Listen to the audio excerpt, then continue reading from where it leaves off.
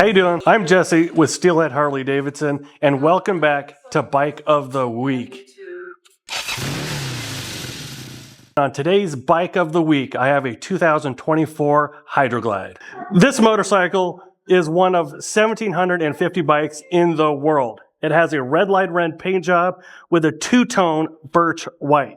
You also get a colored matched windshield, standard cruise control, and tassels. This motorcycle comes with nice soft leather saddlebags with tassels.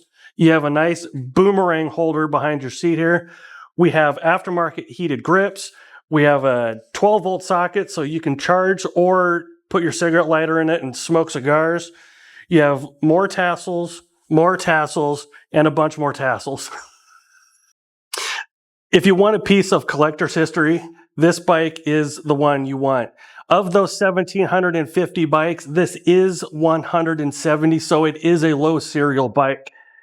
It's everything you want in a classic throwback. It's everything you need. If you're looking for a piece of collector history, this is the bike. Again, my name's Jesse with Steelhead Harley-Davidson.